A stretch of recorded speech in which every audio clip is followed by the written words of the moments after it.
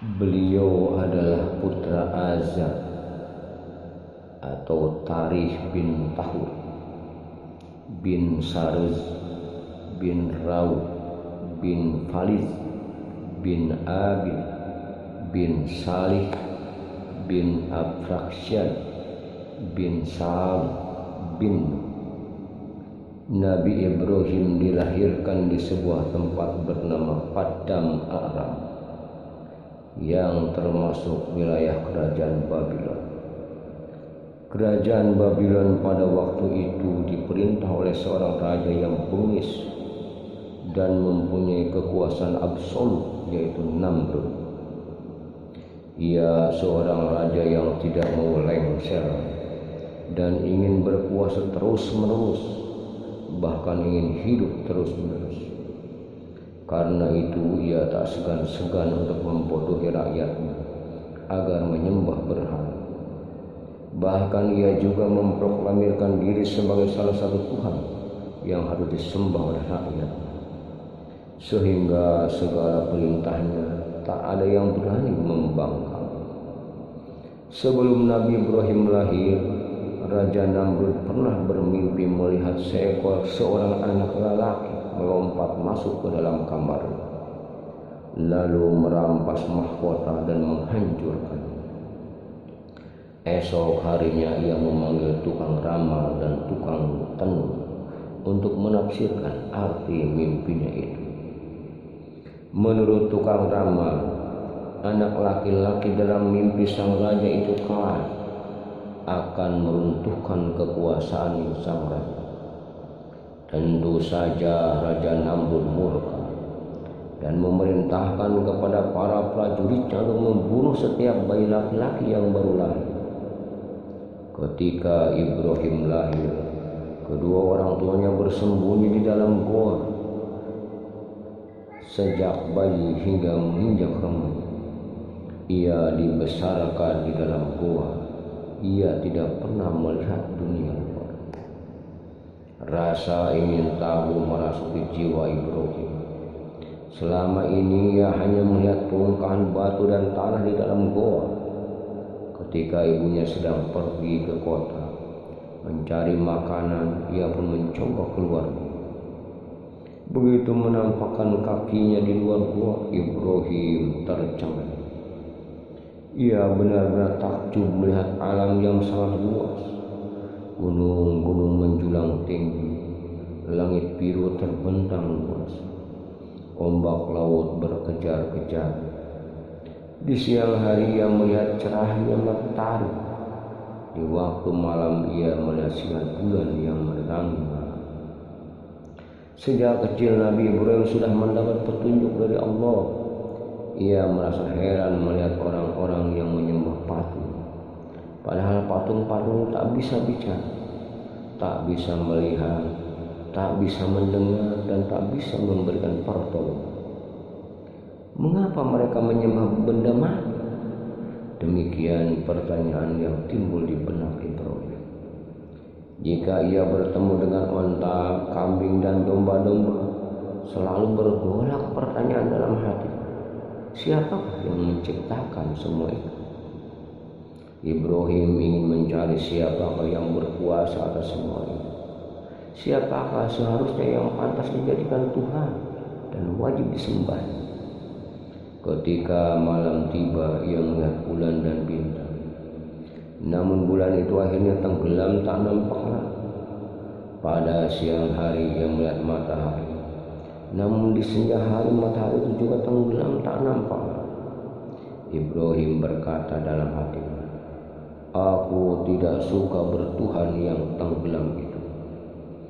Akhirnya Ibrahim dapat menemukan kesimpulan. Akal pikiran yang masih suci bersih itu memutuskan bahwa Tuhan adalah yang menciptakan semua alam ini. Berkata dalam hatinya, "Tuhanku adalah yang menciptakan langit dan bumi. Tuhanku yang menciptakan manusia, tumbuhan, hewan, dan apa saja yang terdapat di muka bumi." Sesudah dewasa dan berita tentang pembunuhan bayi-bayi sudah disiarkan, Ibrahim diizinkan kedua orang tuanya keluar dari goa, hidup di tengah-tengah masalah.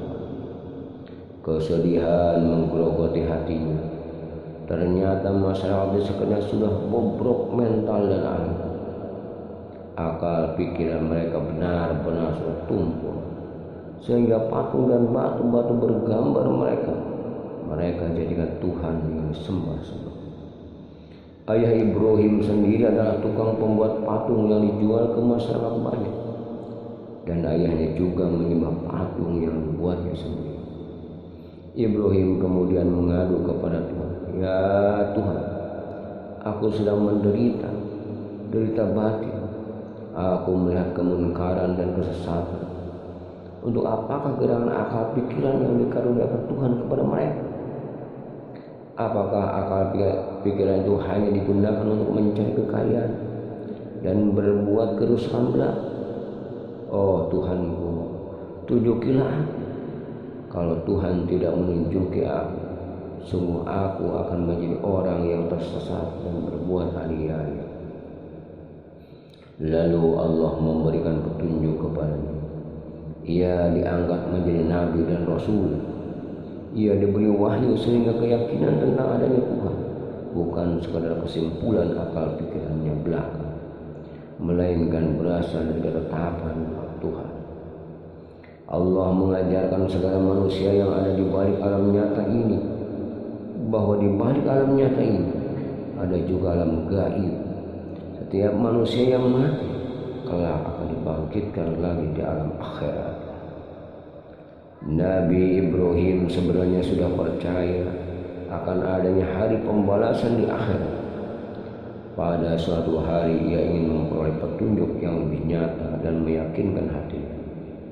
Maka berdoalah ia kepada Allah, "Ya Allah, perlihatkanlah kepada aku bagaimana Engkau menghidupkan orang-orang mati."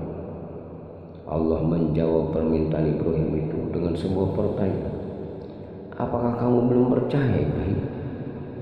Nabi Ibrahim menjawab, "Saya telah percaya, tetapi supaya bertambah yakin hati saya." Tuhan kemudian memerintahkan Ibrahim mengambil 4 ekor burung. Keempatnya dipotong-potong dan tubuhnya dicari berikan atau dipisah-pisah. Potongan-potongan kecil dari keempat burung itu dilumatkan, kemudian dijadikan 4 onggok. Masing-masing onggok kan diletakkan di puncak 4 bukit yang letaknya berjauh. Ibrahim kemudian diperintahkan mengambil burung-burung yang sudah hancur. Tiba-tiba saja burung itu hidup lagi seperti sedia kala dan menghampiri Nabi Ibrahim. Kini bertambah yakinlah Ibrahim akan kekuasaan Allah yang menghidupkan sesuatu yang sudah mati. Allah kemudian berfirman kepada Ibrahim, "Demikianlah pula aku akan membangkitkan manusia yang sudah mati untuk dihidupkan di alam akhirat, dan akan dihisab amal perbuatannya sewaktu di dunia, dan semua manusia akan menerima balasannya sendiri-sendiri." Sebelum Nabi Ibrahim mengajak kaumnya untuk meninggalkan penyembahan terhadap berhala, pertama kali yang diajaknya menyembah Allah adalah ayahnya sendiri. Ayah Nabi Ibrahim bernama Ajar adalah pembuat patung berhala. Ia memperingatkan ayahnya dengan bahasa yang lemah lembut, penuh kesopanan. "Wahai ayahku, mengapa engkau menyembah sesuatu yang tidak mendengar, tidak melihat, dan tidak dapat menolong kamu sedikit pun? Wahai ayahku, sesungguhnya aku mempunyai ilmu yang diberikan Allah dan tidak mungkin diberikan kepada. Maka ikutilah nasihat-nasihat. Niscaya akan menunjukkan kepadamu jalan yang lurus. Wahai ayahku, janganlah engkau menyembah setan. Sesungguhnya setan itu durhaka kepada Allah yang Maha Pemurah.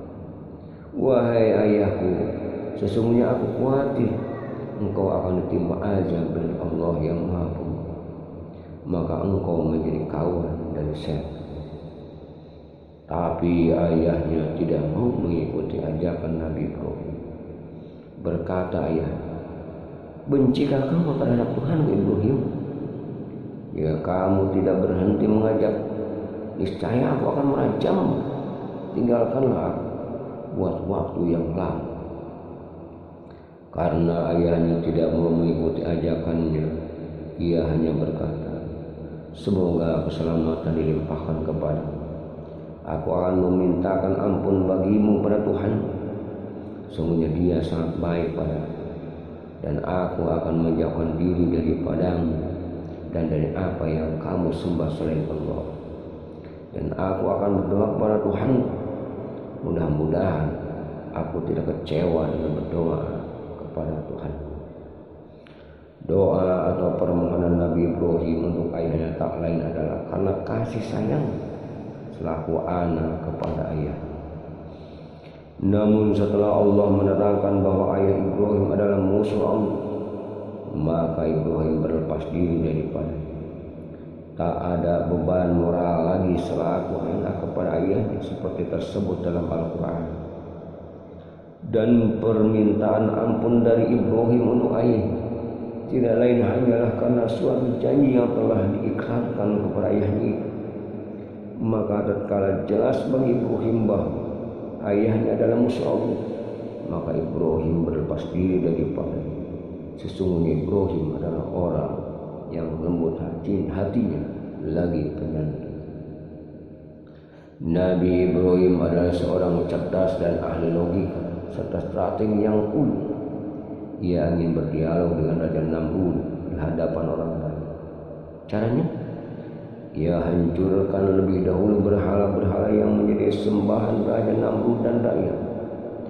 Hal itu ia lakukan ketika sang raja dan semua rakyat sedang berpesta hari raya dengan berburu di tengah hutan. Di saat rumah penyembahan berhala kosong, maka Ibrahim masuk membawa kabur berhala-berhala kecil dan sedang dihancurkan.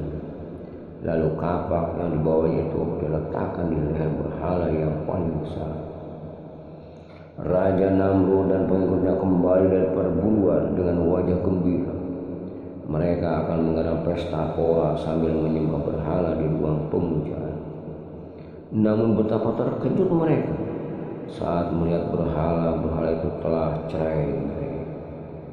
Kurang ajar, siapa yang berani menghancurkan berhala kita? Raja Namrud meluapkan amarah. Tidak seorang pun menjawab. Namun ada seorang saksi yang melihat bahwa hanya Ibrahim saja yang tidak ikut berburu ke hutan dengan alasan perutnya sakit. Tangkap dia dan bawa ke hadapanmu, perintah Raja Namrud. Nabi Ibrahim kemudian ditangkap darinya karena hanya ia seorang yang tidak ikut keluar kota untuk berburu hewan. Pastilah ia yang melakukan penghancuran ini. Ia dibawa ke hadapan Raja Namrud. Disaksikan rakyat banyak, ia diinterogasi. Nabi Ibrahim tersenyum. Memang inilah yang diharapkan. Berkatalah Raja Namrud, apakah kamu yang menghancurkan berhala-berhala itu? Bukan, jawab Nabi Ibrahim. Ibrahim, sergah Raja Namrud, cukup banyak bukti yang menunjukkan kaulah pelaku. Tak usah mengukir. Bukan aku pelakunya, jawab Nabi Ibrahim untuk memancing emosi Raja Namrud. Ia ingin mengajak dialog Raja. Baiklah Raja Namrud, kata Ibrahim. Saya punya pikiran, kamu juga punya pikiran. Kalau mau mencari siapa pelaku penghancuran berhala-berhala itu, maka tanyakanlah kepada berhala yang paling besar. Bukankah kapak itu tergantung di leher? Berarti berhala paling besar itulah pelaku. Raja Namrud perang mendengar ucapan itu. Hei Ibrahim, kau sungguh bodoh. Di mana otakmu? Masa patung seperti itu akan saya ajak bicara? Mana mungkin dia bisa bicara? Kau jangan mengada-ngada. Hei Raja Namrud, kata Nabi Ibrahim dengan lantang. Siapa sebenarnya yang bohong? Mengapa patung yang tak dapat bicara dan bergerak kau jadikan Tuhan yang harus disembah? Mengapa patung dan berhala yang tak dapat melindungi dirinya itu kalian puja-puja? Bukankah ini kebodohan yang teramat sangat? Raja Namrud dan pengikutnya terdiam mendengar jawaban Nabi Ibrahim itu. Sebagian masyarakat yang akalnya sehat membenarkan ucapan Nabi Ibrahim itu. Namun mana berani mereka angkat bicara. Sementara Raja Namrud dan pengikutnya tak dapat membantah. Hanya amarah yang timbul di hati. Dan langsung Raja Namrud memerintahkan tentaranya agar Nabi Ibrahim untuk ditangkap dan diikat. Apa hukuman yang pantas dijatuhkan untuknya? Hanya Raja Namrud kepada para penasehat. Bakar saja dia sampai mati. Jawab para penasehat raja. Kayu-kayu segera dikumpulkan. Nabi Ibrahim diletakkan di atasnya dalam keadaan terikat. Kemudian dibakarlah ia hingga kayu yang tertumpuk-tumpuk itu habis. Raja Namrud dan rakyat mengira Nabi Ibrahim akan hangus menjadi api. Namun setelah api itu padam, Ibrahim masih segar muka. Itulah mukjizat Nabi Ibrahim, tak mempan dibakar. Sesudah Ibrahim dibakar tidak mati. Sebenarnya banyak rakyat yang mau mengikuti ajaran. Tapi karena takut pada ancaman Raja Namrud, maka mereka masih banyak yang kafir. Nabi Ibrahim pun meneruskan dakwahnya untuk mengajak manusia hanya menyembah Allah. Hal ini membuat murka Raja Namrud. Suatu hari Nabi Ibrahim dipanggil menghadap ke istana Raja Namrud. Engkau telah menyebarkan fitnah yang jahat sekali, kata Raja Namrud. Adakah Tuhan selain aku? Akulah Tuhan yang harus kamu sembah. Aku dapat mengatur dan merusak segala-galanya. Siapakah yang lebih tinggi kekuasaannya daripada aku? Hukum yang kutetapkan mesti berlaku. Keputusanku pasti berjalan. Semua orang tunduk kepada aku. Mengapa kau menentang? Dengan tenang Nabi Ibrahim menjawab, Tuhanku adalah Allah. Dialah yang berkusembah. Dia telah menciptakan kamu dan aku yang asalnya tidak. Ia sanggup mematikan dan menghidupkan siapa saja yang dikehendaki. Ia adalah pencipta langit dan bumi. Raja Namrud menyanggah jawaban Nabi Ibrahim itu dengan pendapatnya yang konyol. Aku juga bisa menghidupkan dan mematikan. Benarkah? Tanya Ibrahim. Raja Namrud kemudian memerintahkan pengawal untuk mengeluarkan 2 orang narapidana. Kemudian Namrud mengambil pedang. Salah seorang dari narapidana itu dipukul lehernya sampai mati. Seorang lagi diampuni, dibiarkan hidup. Lalu Namrud berkata, begitulah caranya aku menghidupkan dan mematikan. Itu bukan mematikan, melainkan membunuh dengan cara biadab dan kejam, kata Ibrahim. Tuhanku bisa menjalankan matahari dari timur ke barat. Jika kau memang berkuasa Namrud, coba kau jalankan matahari itu dari barat ke timur. Namrud terbungkam tak bisa bicara. Tantangan Nabi Ibrahim benar-benar membuatnya keok, tak bisa membantah lagi. Ia benar-benar telah dijatuhkan oleh kecerdasan akal Nabi Ibrahim. Sejak saat itu Namrud menganggap Nabi Ibrahim sebagai musuh besarnya. Karena negeri Babylon tidak aman lagi bagi Nabi Ibrahim dan istrinya, maka ia memutuskan untuk pindah ke Syam, Palestina. Bersama Lut yang kemudian juga diangkat menjadi nabi dan beberapa pengikutnya, ia meninggalkan Babylon. Namun tidak berapa lama negeri Palestina diserang bahaya kelaparan dan penyakit menular. Nabi Ibrahim dan pengikutnya kemudian pindah ke Mesir. Mesir pada waktu itu diperintah oleh raja yang kejam dan suka berbuat seenaknya. Raja Mesir suka merampas wanita-wanita cantik, walaupun wanita itu bersuami. Ketika Raja Mesir mendengar bahwa Sarah adalah perempuan yang cantik, maka Nabi Ibrahim dan Sarah dipanggil menghadap. Nabi Ibrahim berdebar, Raja Mesir memang mempunyai kebiasaan, yaitu merampas istri orang yang berwajah cantik, sekedar untuk menunjukkan betapa besar kekuasaannya. Tak seorang pun berani menghalangi perbuatannya. Setelah menghadap Raja Mesir, ia bertanya, "Siapakah perempuan itu?" "Saudaraku," jawab Nabi Ibrahim. Sengaja ia berbohong, sebab ia jika berkata terus terang, tentu ia akan dibunuh Raja Mesir dan istrinya akan dirampas. Perbuatan Ibrahim ini menjadi kaidah. Boleh berbohong dalam keadaan terdesak dan terancam bahaya. Nabi Ibrahim dan istrinya boleh tinggal di istana. Pada suatu hari Sarah dapat menyembuhkan sakit Raja Mesir, yaitu sepasang tangan raja itu mengatuk rapat tak dapat digerakkan. Atas jasanya itu Sarah kemudian diberi hadiah seorang budak perempuan bernama Hajar, dan dengan ikhlas Hajar kemudian diberikan kepada Nabi Ibrahim untuk dijadikan istri. Di Mesir Nabi Ibrahim dapat hidup tentram dan makmur, hartanya melimpah ruah. Tapi justru ia menjadikan iri hati bagi penduduk asli Mesir. Maka Nabi Ibrahim kemudian memutuskan kembali ke Palestina. Sejak saat itu Palestina dijadikan tempat tinggal, dijadikan tanah airnya, dan dijadikan tempat untuk menyembah Allah. Di negeri Palestina itu Hajar melahirkan seorang anak laki-laki bernama Ismail. Tak lama kemudian Sarah juga melahirkan anak laki-laki dinamakan Ishak. Wallahu a'lam bishawab.